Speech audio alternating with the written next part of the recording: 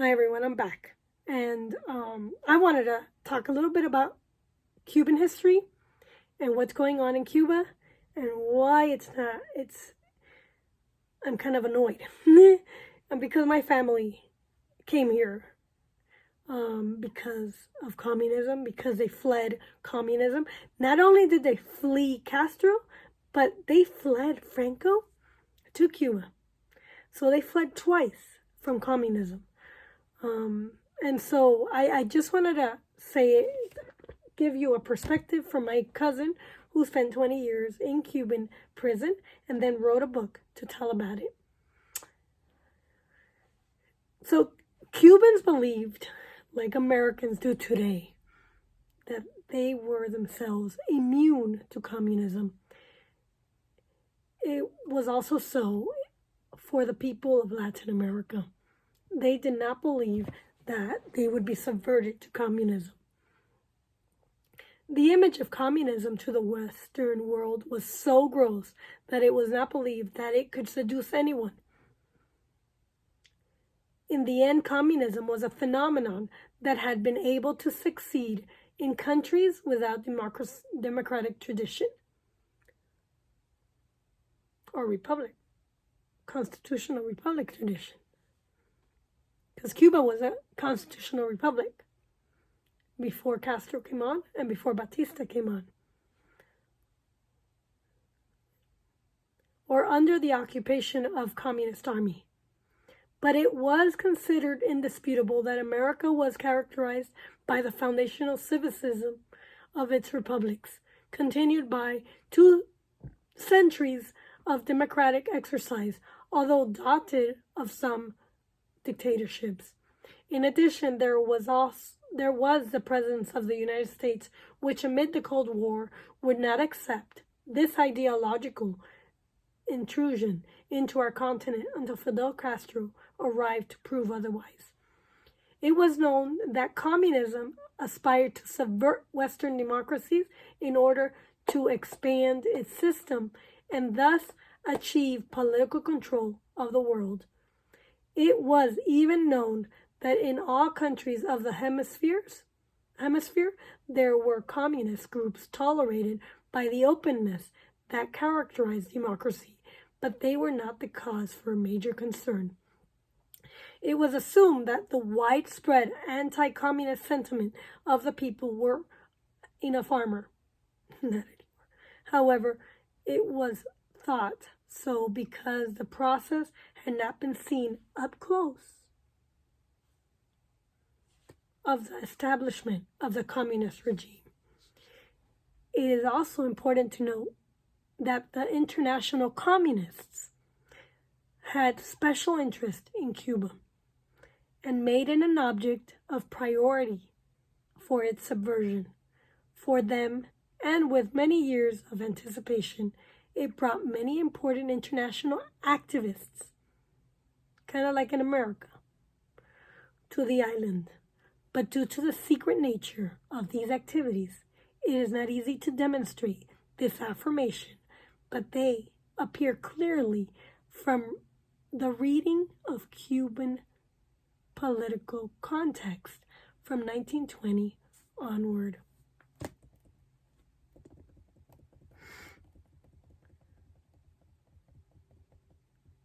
Even though communism has theoretical principles, its true strength doesn't lie in the rational, but in manipulating individuals socially and emotionally.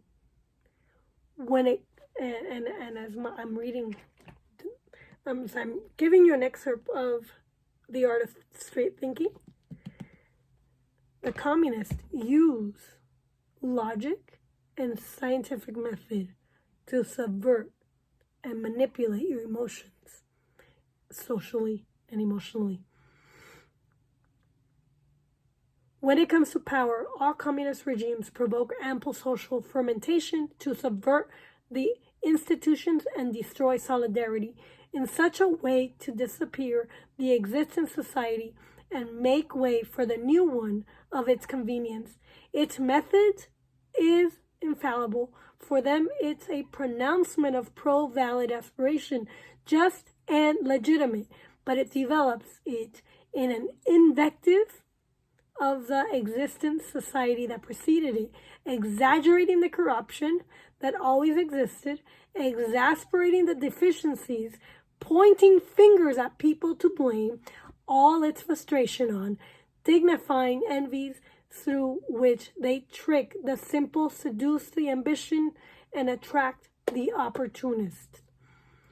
Obviously, all those coexistent cracks disintegrate the society it finds, destroys social morality, and leaves open the territory for a new totalitarian building.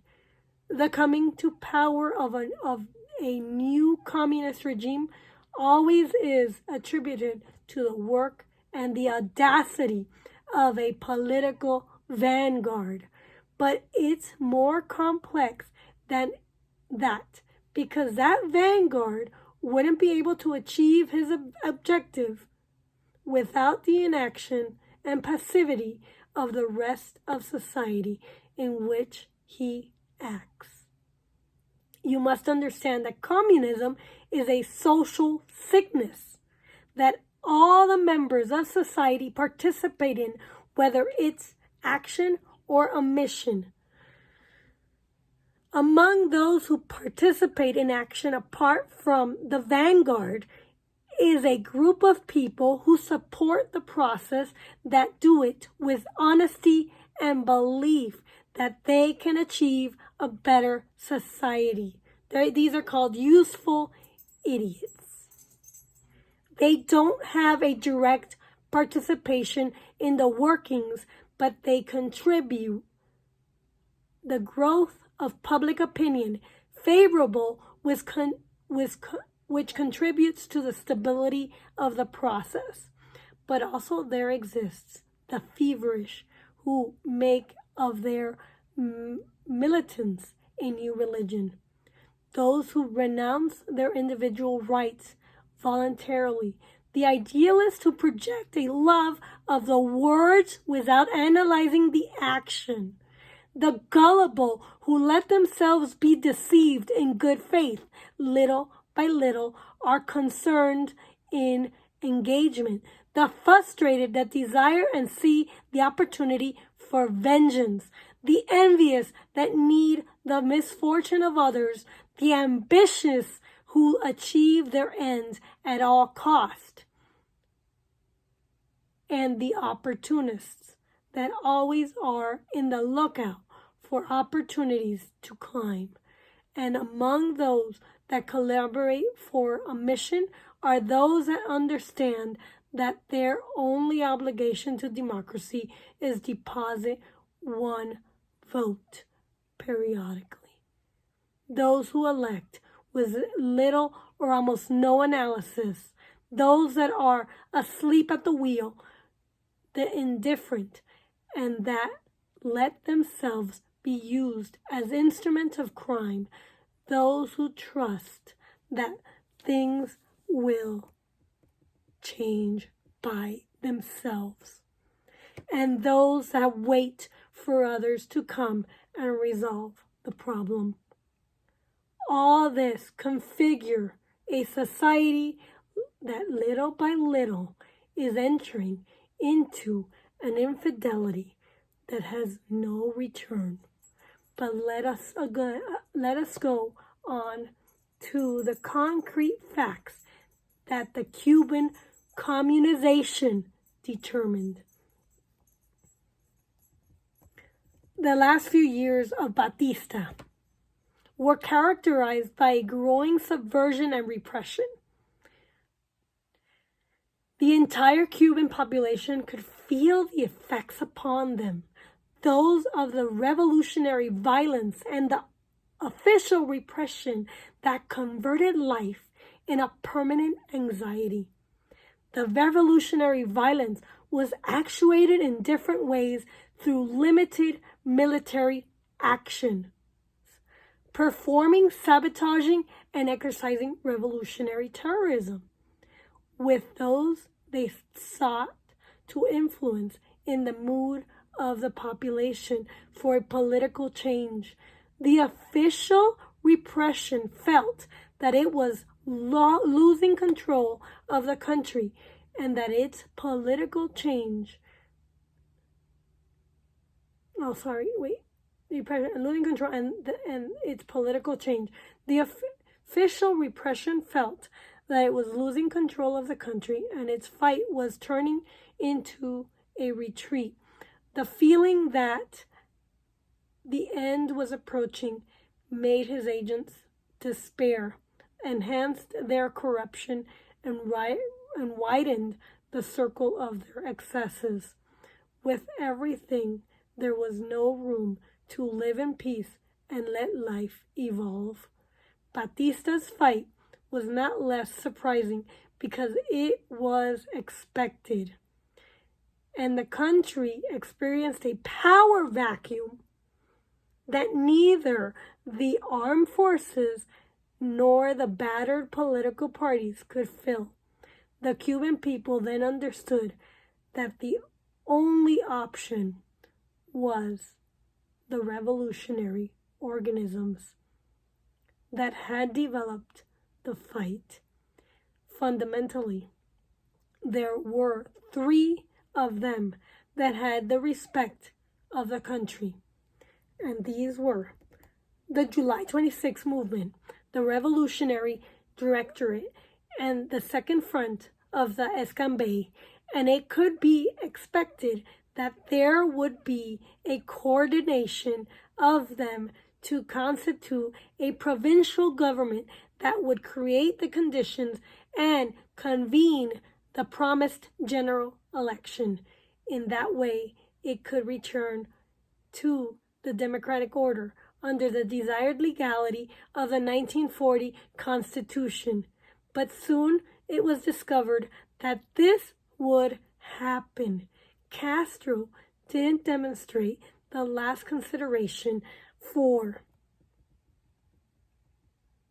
the other revolutionary organization with whom shared the fight. From the beginning, he planned on assuming all power and making all decisions, while the other leaders were only respected at public events, over which Castro always maintained control.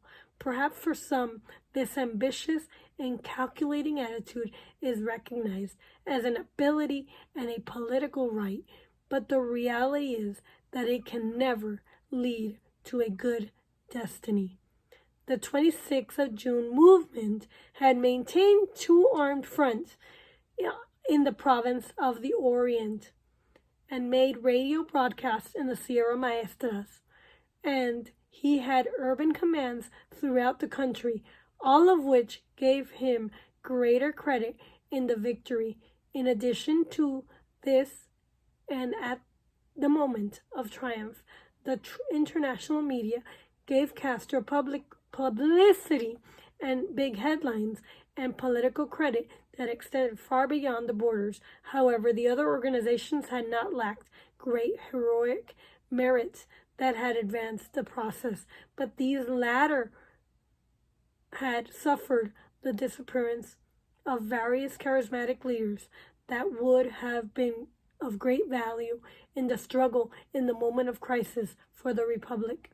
And the final result was that among the recognized leaders, only the enigmatic Fidel Castro remained with many dark antecedents worthy of concern, but the majority of the country didn't know or irresponsibly wanted to excuse in that moment.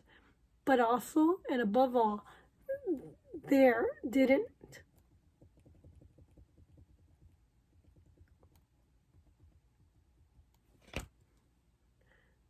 appeared a hidden muscle of large proportion that was taking advantage of the country's political disorganization, manipulated public opinion, and other events, always within the shadows and in the service of Fidel Castro. Does that sound familiar to what's going on in America? People behind Facebook, people behind LinkedIn, people behind YouTube, people behind Twitter that are in the shadows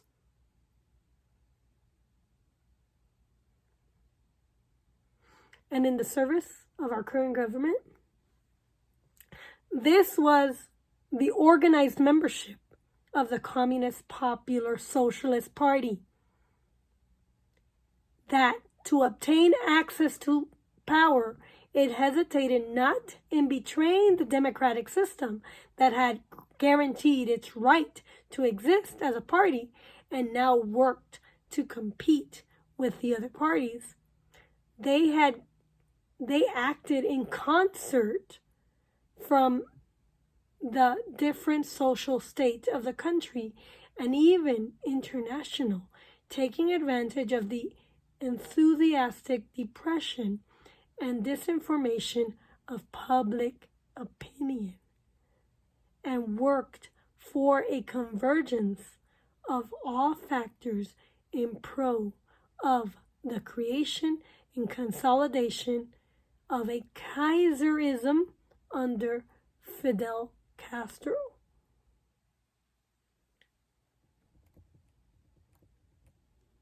Now, that was just an excerpt of the book I am translating. It's not done yet, but when it's done, you can read it all, and hopefully it'll get published. I hope. But can you see, just from that little excerpt, how similar things look in America to the Cuban government, to Castro's government when it was coming to power? How it was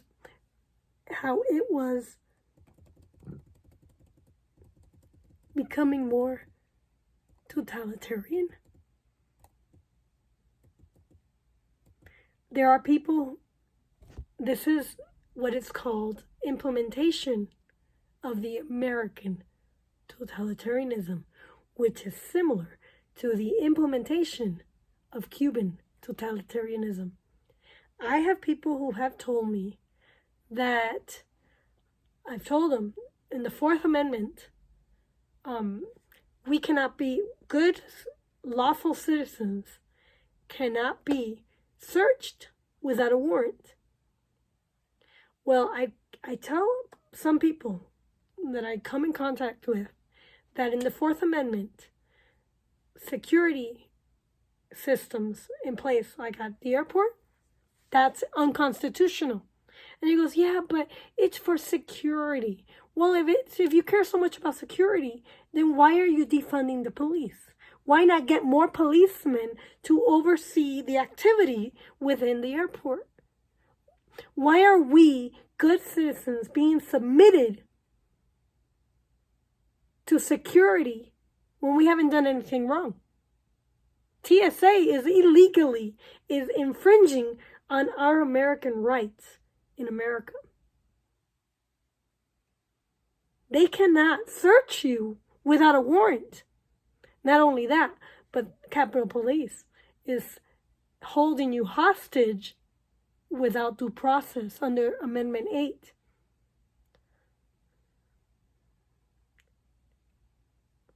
Freedom over security. The more security we have, the less freedom we get. And our rights in the Constitution are absolute.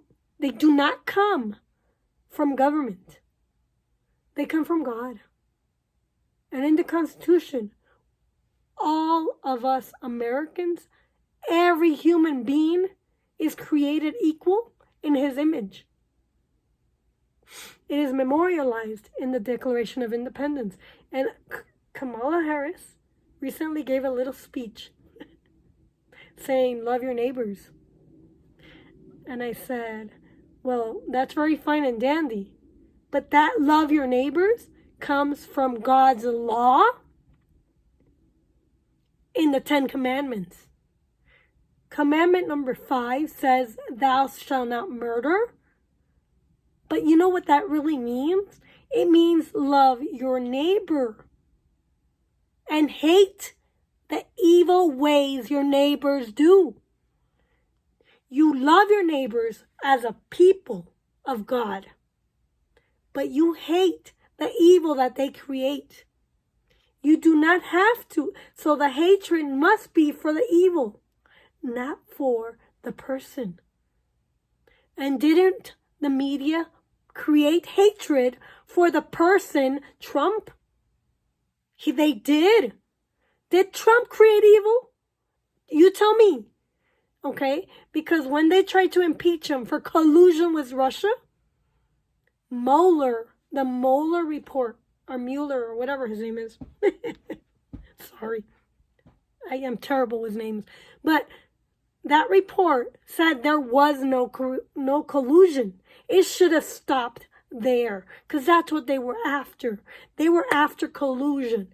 But instead, they turned it around and they said, no, but he obstructed justice. And when you try to probe on what justice they obstructed, they don't really pinpoint where he obstructed justice. Even though it was his right to sort of be annoyed at the fact that they were picking on him and bullying him. He's not a bully. The bully was Congress. The bully is Facebook. The bully is LinkedIn and Twitter. Dorsey. They're bullies. That's the real bullies. Their evil ways. The evil, okay? What right? Who died and made the big tech God? Who? Who died and made big tech God? They're not God just because they created this platform that allows everyone the freedom to speak their minds and express themselves. Yeah, I express myself because I'm a Cuban American and I love America. And I love Cuban before Castro, before Batista. But aside from that, who died and made them God? They are violating. They are the secret organization. Their secret activities are being run by people from the Democratic Party. I uncovered in my lawsuit that the vast majority of everyone on Facebook's operating board, operating committee, were ex-Obama staff from the White House.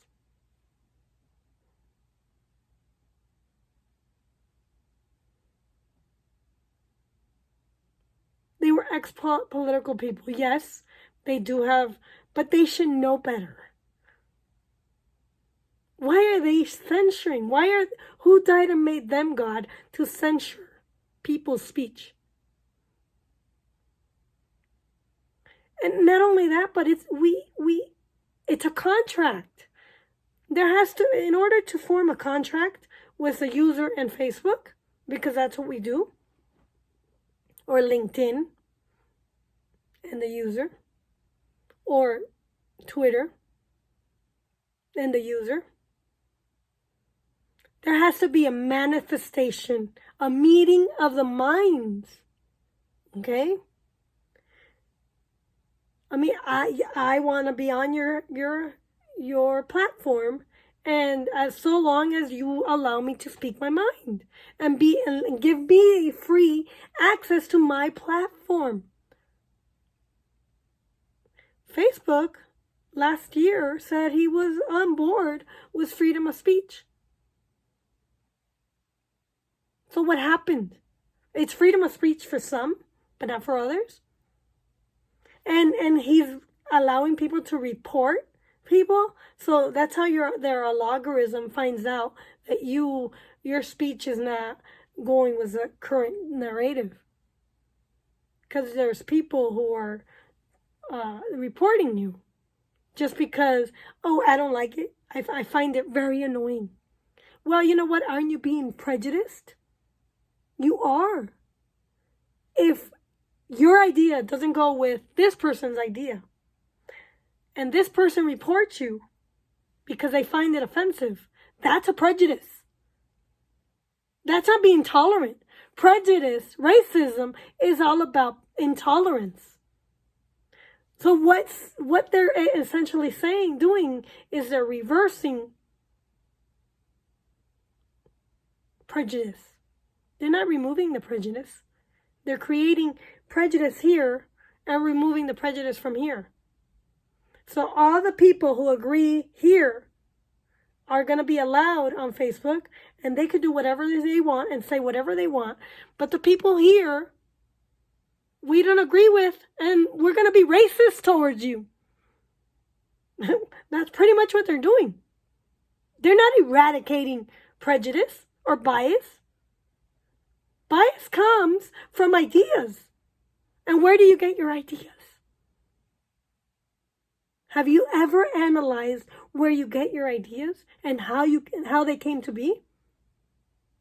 Analyze them, and you will find out that you yourself were prejudiced. But the truth is that there is an implantation of American totalitarianism here in America today. And we're this close to becoming what Cuba is today. And that's why Cubans can't come here. Because when Cubans come here, they infect society with freedom. It's like, oh, I'm free. Yay! Free to do whatever I want. American freedom. They understand what it's like to be subverted, to be controlled.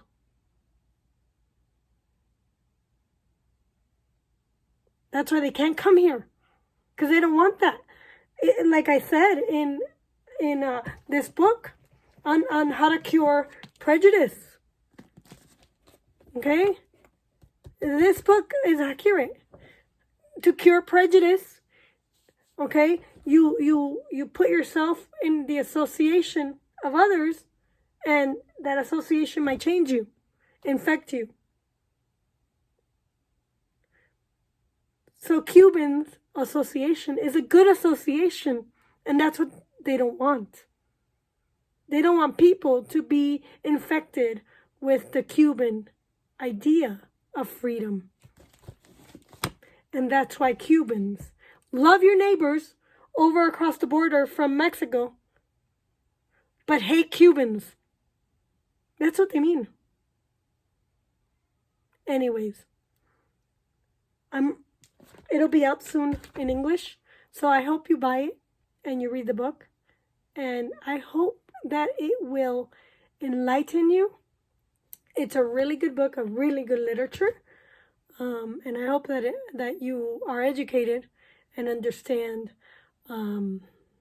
what democracy is and what communism is, and how we too can become